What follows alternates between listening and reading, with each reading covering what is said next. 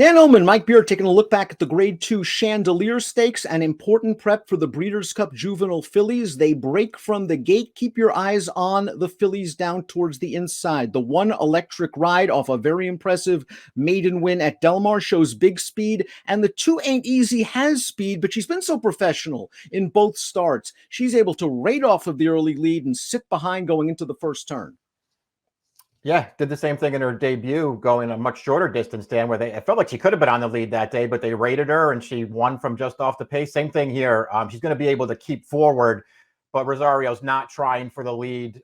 Electric Ride, who is on the lead here, for whatever reason, Joe Bravo staying in the two path here, Dan. He's going to leave that rail open, and ultimately Rosario's going to take it. And I think that's the key move in the race that we'll see on the backstretch, that Rosario really maintains his forward position on Ain't Easy and is now going to move on through to challenge for the lead. The fractions are solid, not spectacular, 23 and 2, 47 and 4. Meanwhile, we have to talk a little bit about Grace Adler, Mike, the odds-on favorite off of a graded stakes win at Del Mar. She's last on the rail, and they're already working on her. Yeah, I mean, she just doesn't fire at all in this race. Big, heavy favorite in here, was away to the back of the field under an early ride. They never leave the inside with her, Dan. I think her rider knew that he couldn't go around horses in here and get anything. As it turns out, it doesn't matter. She stays on the rail, never fires.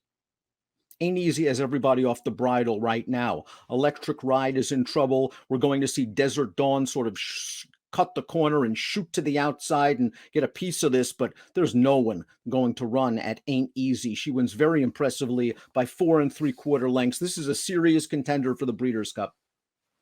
Yeah, she's been really impressive in each of her first two starts. Again, went up to challenge very early in this race, still on the backstretch, had it taken over a long way from home, and just never stopped. She has a really nice pedigree, obviously that's slanted towards distance, and she handled the stretch out here very, very effectively. This is a real nice filly.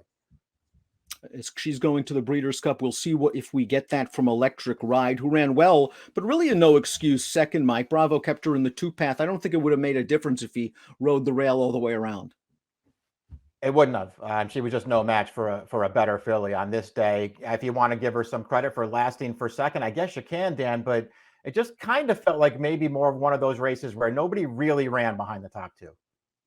Baffert on the fence about whether Censorship and Grace Adler, the 4th and 5th place finishers, will move on to the Breeders' Cup. Grace Adler has ability. She showed that in her first two starts at Del Mar, but there was just nothing in the tank here. Can you give her a mulligan off of one bad race? Because, boy, this is not exactly the kind of final prep you want before a major race like the BC. It's really not. I wonder if she'll come out of it with some kind of an excuse. Boy, certainly if she does, and they do decide to head to the Breeders' Cup, assuming all is well, you could easily give this horse another chance. She's another one. She has a really nice pedigree, slanted towards distance. Her first two starts were both really nice performances.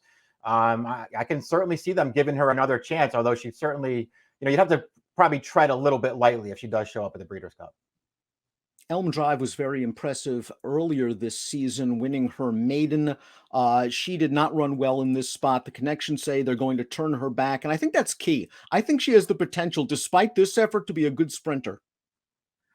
I do too. I liked her at the beginning of her career. I could see her, still doing pretty well in some bigger races over shorter distances for sure. I feel like in this race, they might have even had an idea, Dan, that she wasn't going to stretch out. They did not go aggressively at all in here.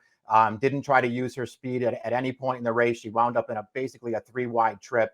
She was all done a long way from home, though. Let's take a closer look at Ain't Easy. This is a daughter of Into Mischief, a super stallion sold for $400,000 as a Keeneland September yearling. Debut winner with a 74 Beyer speed figure. She comes back in her second lifetime start, the Chandelier. She wins with an 81. She's got a nice pedigree. This is the family of Gold Cup at Santa Anita winner Cupid, and she's got a bright future. She really does. Her first two starts, there's really nothing to pick apart about either one of them. She has really nice tactical speed. She's perfectly comfortable sitting behind horses, and she finishes. Here are the payouts for the Chandelier. Ain't Easy. The 7-2 second choice in the race returns $9 for Phil D'Amato, who runs 1-3. Gets Desert Dawn at 31-1 up for third. Electric Ride, good effort in only her second lifetime start, but no match for Ain't Easy, who made it look easy in the Grade 2 Chandelier, and it's on to the Breeders' Cup.